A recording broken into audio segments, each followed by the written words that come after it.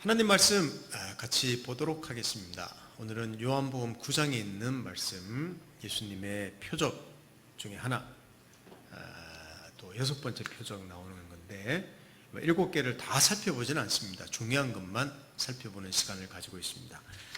나는 세상의 빛이다 라는 제목으로 우리 요한복음 9장 1절 우리 함께 읽도록 하겠습니다. 9장 1절만 읽겠습니다. 시작.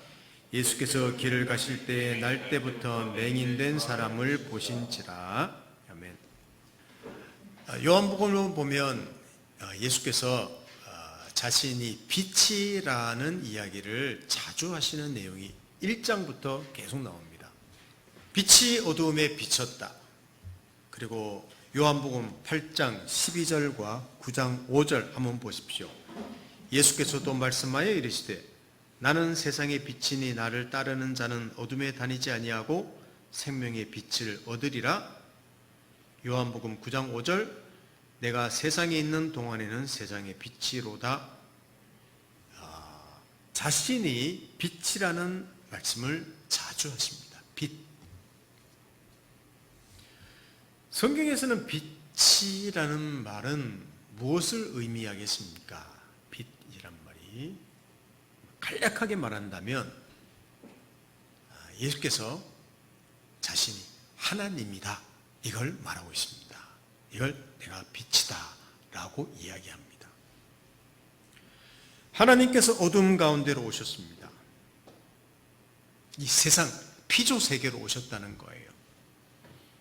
자, 우리는 이렇게 하나님이 아들 하나님 축성탄 하나님 아들이 아기 예수가 태어나셨다 쉽게 이야기합니다만은 굉장한 사건입니다.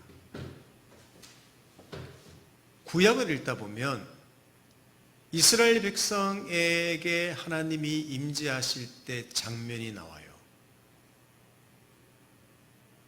대단합니다. 굉장합니다.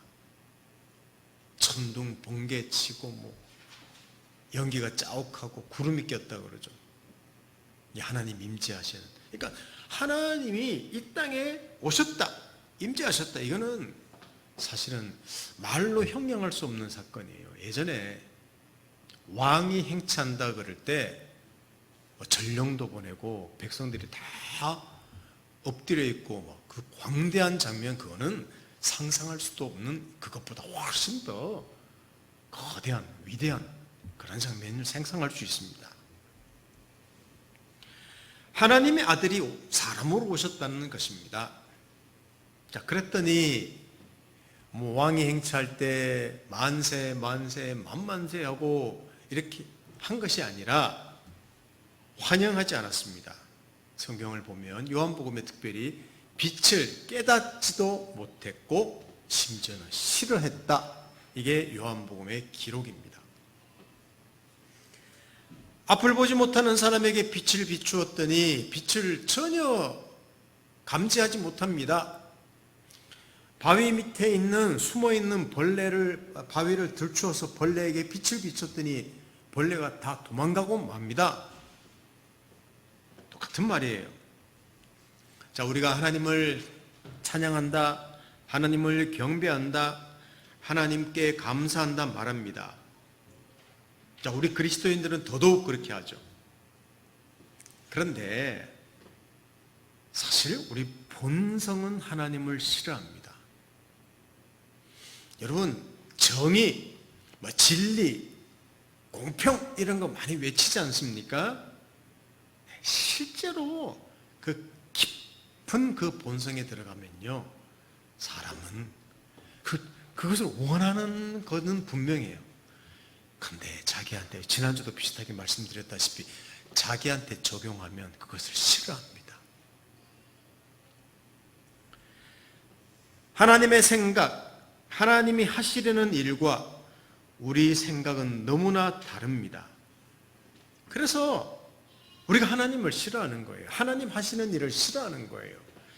이게 전 모든 사람이라고 다 말할 수 있지만 특히 우리에게 한다면 우리 그리스도인에게도 물론 하나님 감사하고 하나님을 기대하고 좋아하는 마음도 하나님이 주셨지만 본성으로 본질적으로 들어가면 우리 하나님과 하나님 하시는 일을 싫어하는 본성이 우리라는 말이에요. 당시 유대인은 예수라는 자가 하나님이 보내신 메시아라고 하니까 너무 어이가 없었습니다. 그래서 어떻게 했습니까? 죽이고 말았습니다. 어이없는 일을 하나님이 하셨기 때문입니다. 다른 말로 하면 하나님이 사람으로 오셨기 때문입니다. 그리고 하나님이 빛이시라고 했지 않습니까?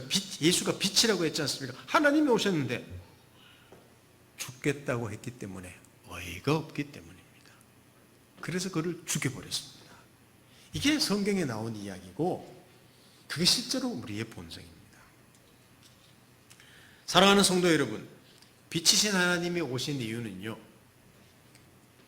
어둠을 교화하고 설득하려는 것이 아닙니다. 어둠을 드러내고 그 어둠을 정의하는 거죠. 그 본질을 드러내고 그들을 살리기 위해 오신 것입니다. 그의 죽음을 통해서 말입니다. 이것이 예수께서 자신이 빛이다. 자, 나는 빛이다. 후광이 비치고 나를 따르라. 여러분, 그렇게 해서 멋있는 하나님으로 이 세상의 왕으로 등극하신 게 아니라 하나님이 이 땅에 정말 사람들을 위해서 그들이 보기에는 어이없는 일을, 말도 안 되는 일을 하셔서 결국 사람들이 죽였더라. 이 일을 하기 위해 오신 분이 빛이신 하나님이시라는 말입니다. 그것을 자기를 드러내는 거예요.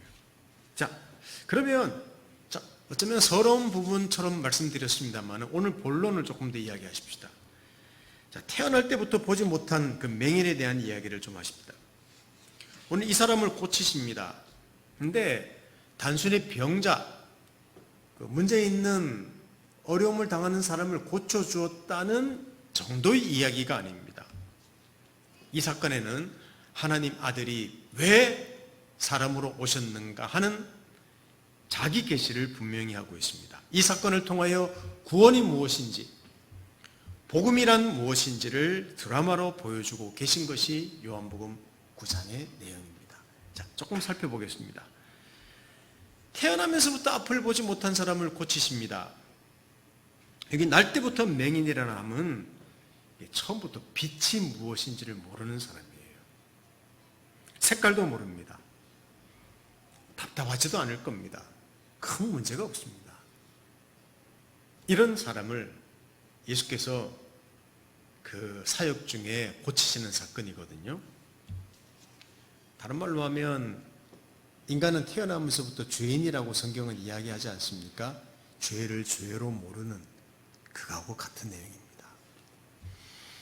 그가 간청한 것도 아닙니다. 나 눈을 고쳐주시오 간청한 것도 아닙니다. 일방적으로 고쳐주십니다. 이 사건 안에 복음의 진수가 담겨 있습니다. 자, 2절 3절 보십시오. 우리 함께 읽어보겠습니다. 제자들이 물어 이르되 라삐여 이 사람이 맹인으로 난 것이 누구의 죄로 인함이니까? 자기니까 그의 부모니까? 예수께서 대답하시되 이 사람이나 그 부모의 죄로 인한 것이 아니라 그에게서 하나님이 하시는 일을 나타내고자 하심이라. 아멘. 저 사람이 맹인된 것이 그 사람 죄입니까? 부모 죄입니까? 그 당시 많이 하는 가십인 거죠. 그랬더니 예수님이 하나님 하시는 일을 드러내려고 한다. 이 말은 내가 병자를 고치겠다. 이런 정도를 뛰어넘는 거예요. 하나님이 하시는 일, 구원이 무엇인지를 내가 드라마로 보여주려고 한다. 이렇게 말씀하셨습니다. 성경에서는 모든 사람은 죄인이고 태어날 때부터 죄인으로 태어난다고 말씀하고 있습니다. 영적 맹인, 영적으로 죽은 자라고 이야기합니다. 오늘 본문에 나타나는 태어나면서부터 맹인과 같습니다. 물론 우리는 많은 것을 봅니다. 지식과 교양도 있습니다. 또 또 뭐 전문인의 일을 하기도 합니다. 도덕적이기도 합니다. 선한 일도 하죠. 화목한 가정들을 이루는 분들이 있죠. 자기가 하고 싶은 일에 전문가가 되기도 하고 최선을 다해서 일합니다. 정의를 외치기도 합니다. 주변에 보면 참 법 없이 살 것 같은 사람들도 많이 있습니다. 그러나 여러분, 인간의 본질, 또 인간의 역사를 아십니까? 저는 오늘 인간이 죄인이라고 할 때 거기에 대해서 좀 구체적으로 말씀을 안 드리겠습니다. 너무 자주 말씀드렸기 때문에 또 반복되는 것 같아서 오늘 시간도 아끼고 말씀 안 드리겠습니다. 그러나 분명한 거 하나는 죄를 짓지 않을 능력이 없다는 것. 자, 우리에게 환경이 안 만들어지고 나에게 어떤 기회가 없을 뿐이지 여러분, 죄를 짓지 않을 능력이 없습니다. 무한한 창조의 능력이 우리에게 있는 반면 무한한 타락의 가능성도 우리에게 있다는 겁니다. 여러분, 그냥 매일 내가 그냥 사람을 칼로 찌르고 거짓말하고 욕하고 이래서 죄인이 아니라 우리 본질은 무한한 죄를 지을 가능성이 있다는 말입니다. 그러니까 선을 행하려면 얼마나 애써야 합니까? 저 그거 압니다. 내가 말을 참 좋은 말을 쓰고 덕을 세우는 말을 행동을 하고 어떤 사람을 섬기려면요, 이거는 무진장하게 애써야 돼요. 그런데 그냥 남 비판하고 헐뜯고 입에서 욕 나오고 분노하고 하는 거는요, 이렇게 누르기만 하면 나옵니다. 이게 우리 인간의 본성입니다. 우리 자신을, 우리의 내면을 조금만 자세히 정직하게 들여다보면 인간은 본성적으로 죄성을 가진 존재구나 하는 것을 알 수가 있습니다. 전 그걸 100%, 1000% 인정합니다. 이 우리의 본질이 어떤 자인가를 아는 것 기적이죠.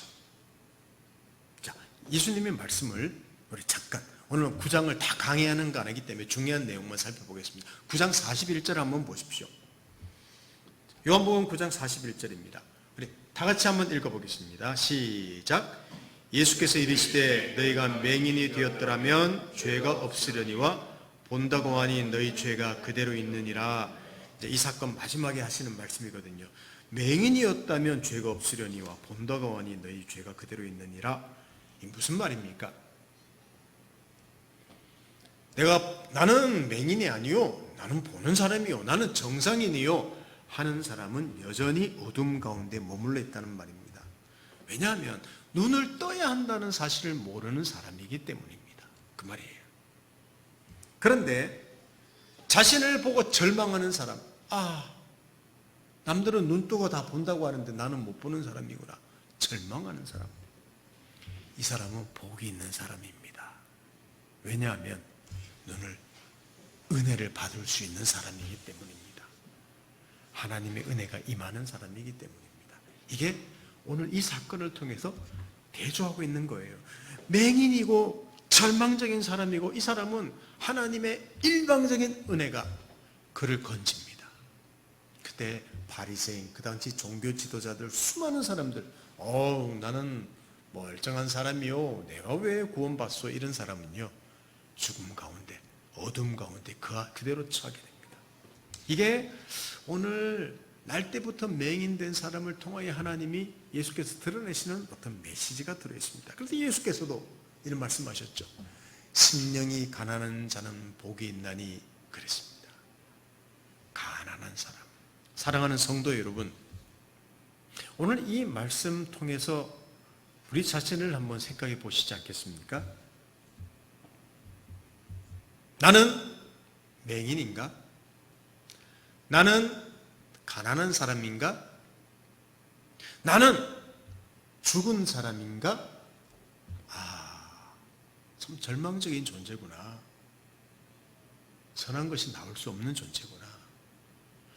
나에게는 은혜가 필요하구나. 외부로부터 하나님의 도움이 전적으로 필요한 존재구나. 말하는 것까지도, 생각하는 것조차도. 여러분, 이런 사람은 쪼잔한 사람이 아닙니다. 이런 사람은 약한 사람이 아닙니다. 많은 분들이 그러죠. 믿음 가진 사람은 약한 사람이라고. 아닙니다. 진짜 용기 있는 사람이고, 정말로 강한 사람이고, 정말로 위대한 은혜, 위대한 능력을 받은 사람이라고 생각합니다. 오늘 여러분, 떵떵거리고 살았던 바리새인들이 위대했습니까? 날 때부터 맹인인데 아무것도 가지 없는 사람이 오늘 그거를 상대적으로, 절대적으로 대조하려는 게 아니라 하나님께서 그 사람에게 눈을 뜨게 하셨다는 사실을 통하여 구원이 무엇인지를 드러내셨다는 사실입니다. 근데 이상하게 치료하는 내용을 조금 더 살펴보십시다. 자, 9장 4절에서 7절을 한번 보십시오. 제가 한 절, 여러분 한 절 읽겠습니다. 때가 아직 낮음에 나를 보내신 이의 일을 우리가 하여야 하리라. 밤이 오리니 그때는 아무도 일할 수 없느니라. 내가 세상에 있는 동안에는 세상의 빛이로라. 이 말씀을 하시고 땅에 침을 뱉어 진흙을 이겨 그의 눈에 바르시고 이르시되 실로암 못에 가서 씻으라 하시니 실로암은 번역하면 보냄을 받았다는 뜻이라. 이에 가서 씻고 밝은 눈으로 왔더라. 아멘. 침을 진흙에다 발라서 눈에 대고 고치십니다. 그리고 실로암 못에 가서 씻어라 이렇게 이야기합니다. 한 번 씻는 거겠죠. 예수님은 말씀 한마디로 충분히 고칠 수 있는 분입니다. 근데 많은 분들이 해석을 해요. 침의 능력이 있었다. 어떤 분은 이렇게 해석하기도 합니다. 침은 낮아졌다. 침 뱉음이니까. 진흙은 흙에 묻혔다. 예수님이 낮아지셔서 진흙에 묻힌 그 죽음으로 그 죽은 자를, 그 맹인을 살렸다. 이렇게 해석하는 분도 있습니다. 참 해석은 다양하지만 성경은 그것을 해석하고 있지 않습니다. 단 한 가지 해석하고 있는 게 실로암이라는 연못, 큰 연못에 대한 것을 설명합니다. 뜻이 보냄을 받았다라는 뜻이라고 합니다. 자, 그럼 무슨 말입니까? 날 때부터 맹인이 있습니다. 누가 다가옵니다. 인기척이 나는데 갑자기 눈이 차갑습니다. 뭔가 찜찜한 느낌이 듭니다. 찝찝한 느낌이 들어요. 뭔가 질퍽한데 흙 같은 것 같기도 하고 눈에 댔는데 그 손을 댔던 그분이 말을 합니다. 얘야, 실로암 못에 가서 씻고 오지 않을래? 이렇게 이야기하십니다. 그런데 바로 눈을 뜨는 기적이 일어납니다. 여기서 핵심은 실로암입니다. 보냄을 받았다는 뜻이죠. 하나님으로부터 보냄을 받은 자가 그에 의해서 그가 죽으심으로 한 사람이 새로운 삶을 시작하는 이야기를 하고 있는 거예요. 그게 오늘 실로암의 이야기입니다. 그걸 상징적으로 보이신 것입니다. 여기 4절, 아까 읽은 4절에서도 보면 이는 나를 보내신 이의 일을 우리가 하여야 하리라 그랬지 않습니까? 하여야 한다는 말은 영어로 must라는 말입니다. 반드시 해야 된다는 말입니다. 상대방의 조건과 상황과 관계없이 일방적으로 하나님의 아들이 내가 일해서 저 사람을 고쳐야 되겠다. 이것이 이 사건 안에 들어있습니다. 조금 전에도 말씀드렸다시피 요한복음에는요, 하나님 아들이 오셔서 표적을 보이시고 수많은 가르침을 해도 사람들은 듣지 않습니다. 도리어 예수를 죽였다고 기록하고 있습니다. 여러분, 이것이 인간의 본질이에요. 이것이 인간의 수준입니다. 자, 지금 혹시 질문하는 분이 있습니까? 아니, 왜 2000년 전에 하나님 아들이 오셨습니까? 제가 그때 살았더라면 제가 믿음 생활 잘했을 건데, 자, 하나님 아들이 전하는 내용을 직접 봤으니까 기적을 직접 봤으니까. 자, 뭐라고 대답하시겠습니까? 자, 우리가 2000년 전으로 돌아가서 그 현장에 있었다면 믿음이 백두산만큼 한라산만큼 됐겠습니까? 우리 믿음이? 아닙니다. 이스라엘 사람들이나 우리나 똑같습니다. 전혀 그렇지 않습니다. 그의 가르침이 위대한 가르침이었다고 하더라도 듣지 않습니다. 유일하게 사람을 살리는 길은, 사람을 하나님 백성 만드는 길은 하나님 아들이 죽는 것밖에 없습니다. 이것이 복음입니다. 하나님의 아들은 사람을 위해, 사람을 대신해서 심판받아 죽으러 오셨습니다. 그가 와서 하나님 나라의 복음을 전하니까 사람들이 듣지 않으니까 차선책으로 고민하다가 자기가 죽은 것이 아닙니다. 처음부터 죽으러 오셨습니다. 십자가의 죽음만이 사람들을 살리기 때문입니다. 이 맹인은요, 누가 자기를 살려준 줄도 몰라요. 자, 10절, 11, 17절을 한번 봅니다. 10절, 11절과 17절을 제가 읽어드립니다. 그들이 묻되 그러면 내 눈이 어떻게 떠졌느냐? 바리새인들이 물은 거죠. 대답하되 예수라는 그 사람이 진흙을 이겨 내 눈에 바르고 나더러 실로암에 가서 씻으라 하서 가서 씻었더니 보게 되었노라. 17절, 이에 맹인 되었던 자에게 다시 묻되 그 사람이 내 눈을 뜨게 하였으니 너는 그를 어떤 사람이라 하느냐? 대답하되 선지자입니다. 여러분, 이 사람 예수님 잘 몰랐어요. 그런데도 고침을 받았습니다. 이걸 두 글자로 뭐라는 줄 아십니까? 이걸 두 글자로 구원이라고도 말하고 이걸 은혜라는 말도 씁니다. 이게 구원의 본질입니다. 이게 일방적인 은혜입니다. 그가 하나님을 붙잡은 것이 아니라 하나님께서 그를 붙잡은 것입니다. 사랑하는 성도 여러분, 믿음으로 구원받는다는 것이 얼마나 큰 기적인지 마지막으로 한번 전해드리고 싶습니다. 자, 믿음으로 구원받는다는 것이 얼마나 큰 기적입니까? 자, 예수님은 죽으러 오신 것일까요? 가르치고 설득하러 오신 것일까요? 아까 말씀드렸죠. 수많은 가르침에도 사람들 듣지 않았다고 말했습니다. 도리어 죽였다고 말했습니다. 그는 죽으러 오신 것입니다. 이것이 복음서 모든 성경에서 말하는 내용입니다. 그리고 이것이 기독교입니다. 그의 죽으심으로 사람들을 기적적으로 은혜로 살리려고 오셨습니다. 여러분, 쉽게 말하면 이런 거예요. 시체에게 아무리 좋은 가르침을 주어도 못 알아듣습니다. 이게 시체라는 말은 영적인 것을 말하는 겁니다. 하나님을 전혀 모르는 영적으로 죽은 자에게 하나님 나라의 비밀을 말한다고 어떻게 알겠습니까? 모릅니다. 자, 그렇게 영적으로 죽은 자에게 하나님이 직접 오셔서 보여준다고 그들이 어떻게 하나님을 알겠습니까? 모르는 거예요. 그러니까 엉뚱한 소리하고 그 빛을 꺼버리는 것이 정상이었습니다. 그러므로 예수를 믿고 구원받는다는 것이 얼마나 신비로운 일이며 얼마나 엄청난 일인지 여러분 아십니까? 이건 너무너무 신비로운 일이고 엄청난 일이에요.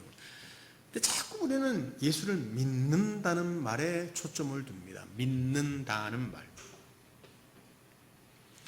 저 요한복음 9장 하면서 새로운 한 해 시작하는 첫 설교인데, 제가 자주자주 말씀드리는 구원, 복음, 은혜, 일방적인 거 붙잡혔다, 이런 내용들을 또 이야기하니까 좀 지루함을, 새로움이 없을 수도 있습니다. 근데 저는 사실 한 해를 시작하면서 이 사실만큼 지난주에도 하나님의 무한한 지혜와 그 하나님의 일하심, 사랑을 신뢰해야 된다고 말씀드렸는데, 그 무한한 지혜와 무한한 사랑이 가장 완벽하게 나타나는 곳이 어디입니까? 바로 하나님의 아들이 이 땅에 오신 사건 아닙니까? 그러니까 한 해를 시작하면서 그 어떤 계획보다도 우리가 하나님께서 보내신 하나님의 아들, 하나님 자신인 것이죠. 그분께서 사람을 위해서 하신 그 위대한 2000년 전의 일이 아니라 지금도 똑같은 일을 하고 계시는 거예요. 영원 전부터 그 일을 하신 거예요. 그 사건에, 그 일하심에 우리를 다 맡겨드리는 그 인생이 견고하고 위대한 인생이 되는 것이기 때문에 오늘 첫 주에 이 말씀을 드리는 것입니다. 반복한다고 지루하다고 생각하지 마시고, 들어도 이것이 우리에게 은혜되는 내용임을 꼭 기억하시면 좋겠습니다. 자, 자꾸 믿는다는 말에 초점을 둔다고 말씀드렸습니다. 그러니까 예수를 믿으면 구원 얻고 예수를 믿지 않으면 구원받지 않는다, 이렇게 생각을 해요. 아닙니다. 잘 기억하십시오.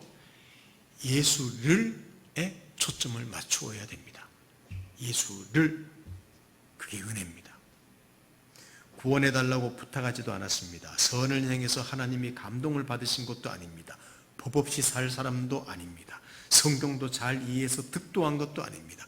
그렇다고 교회에 열심히 나와서 신앙의 도를 쌓은 것도 아닌데 하나님께서는 그를 붙잡았습니다. 그를 위해서 하나님이 오셨습니다. 그를 위해서 죽어주셨습니다. 그리고 그를 살리셨습니다. 이게 예수 믿으면 구원받는다는 말의 의미입니다. 그 말에는 이런 의미가 있습니다. 누구든지 구원받을 수 있다는 의미입니다. 누구든지. 자, 전도의 의미를 한번 생각해 봅시다. 전도. 성경 고린도 전서 1장 21절을 우리 함께 읽어보겠습니다. 고린도 전서 1장 21절을 함께 읽겠습니다. 시작. 하나님의 지혜에 있어서는 이 세상이 자기 지혜로 하나님을 알지 못하므로 하나님께서 전도에 미련한 것으로 믿는 자들을 구원하시기를 기뻐하셨도다 그랬습니다. 무슨 말인지 이해하십니까? 이 요한 고린도전서 1장 21절, 여기 보시면 전도가 어리석다고 말하는 것 같아요. 전도가 어리석다. 전도의 어리석은 것, 전도에 미련한 것으로 사람을 구원하셨다고 말합니다. 이것은 전도라는 방법이 미련한 것이 아니라 전도의 내용이 미련하다는 내용입니다. 전도의 내용이. 무슨 말입니까? 십자가에서 비참하게 개죽음 당한 그 사람 때문에 사람들이 구원받는다? 여러분, 이거 이상하지 않습니까? 하나님의 아들이 와서 사람으로 와서 죽고 다시 살아서 사람들을 구원했다. 이거는 상식적으로도 종교적으로도 너무 이상해요. 하나님이 딱 오셔서 죄인들을 막 지옥에 보내버리고 자기 사람들을 멋지게 구원하고, 우리가 상상하는, 종교적으로 상상하는 그런 어떤 그림이 아닙니다. 예수라는 그림은 우리 그림에 없는 그림, 종교의 그림에 없는 거예요. 그건 사실은요. 그러나 하나님 아들이 오셔서 죄인들을 대표해서, 죄인들을 대신해서 죽으심으로, 하나님의 심판을 대신 받으심으로 사람들을 구원하는 길 외에는 없기 때문에, 우리가 찾아가는 것이 아니기 때문에, 우리가 열심히 내는 것이 아니기 때문에, 우리가 죄를 짓지 않는 것이 아니기 때문에, 그래서 하나님의 아들이 우리를 대신 대표해서 죄 문제를 다 해결하시고 그가 다시 사심으로 우리를 구원하셨다. 우리를 죄 없게 하셨다. 우리를 하나님 백성 삼으셨다. 우리와 하나님 관계가 영원히 회복되게 하셨다. 우리가 영원히 하나님의 복을 받게 하셨다. 창조주의 복을 받게 하셨다. 여러분, 이것이 기독교라는 말입니다. 이것이 하나님의 지혜요, 이것이 하나님의 능력입니다. 그리고 반대로 말하면 이것이 인간의 수준입니다. 자, 이것을 전하는 것이 전도예요. 물어보십시다. 전도가 미련합니까? 멋진 이야기입니까? 미련한 이야기예요. 인간도 준비가 안 됐고 할 수 있는 게 없고, 하나님 편에서 멋진 일을 하신 것도 아니고 하나님이 오셔서 죽으셨다는 사실. 그러나 이것만큼 지혜로운 이야기가 없고, 이것만큼 능력 있는 이야기가 없고, 이것만큼 위대한 이야기가 없습니다. 이게 전도의 내용인 예수께서 우리를 위해서 죽으셨다는 선포입니다. 성도 여러분, 이미 믿은 분들은 자신에게 주어진 구원이 얼마나 엄청나며 이해할 수 없는 것이며 일방적이며 기적적으로 주어진 것임을 여러분들은 알고 있습니까? 제가 물어보는 거예요. 내가 구원받아서 하나님 자녀 되었다는 것, 이거 위대한 일이구나, 상상할 수도 없는 일이구나, 내가 그런 존재구나. 여러분, 이런 생각을 가지고 사십니까? 오늘 새해 시작하면서 말씀드리는 거예요. 우리가 그런 존재라는 겁니다. 오늘 실패해요, 오늘 실수해요, 내일도 못 와요. 우리 입에서 참 몹쓸 것들이 나오기도 합니다. 누가 봐도 탁월해 보이지 않습니다. 그런데도 하나님께서 예수 안에서 나를 구원하셨다고, 나를 위대한 사람이라고 붙잡고 계신다는 거예요. 여러분, 이 사실만큼 이상하고 이 사실만큼 놀라운 일이 어디에 있습니까? 이게 우리 그리스도인이라는 말이에요. 이게 하나님 사람이라는 말이에요.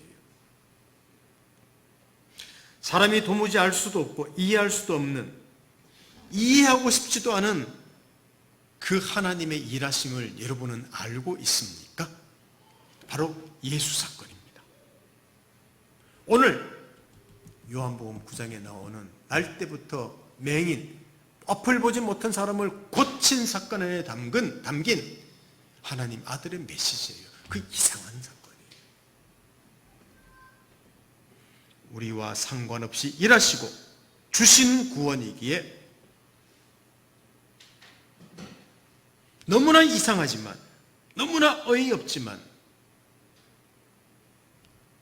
견고하고 풍성합니다. 그래서 우리의 죄, 우리의 고집, 우리의 무지, 우리의 본성을 넘어서 일하시는 하나님의 사랑과 고집과 열심이기에 내가 하나님 백성 됐다는 것, 자녀 됐다는 것, 내가 구원받았다는 사실은요, 아마 너무너무 강력한 거예요.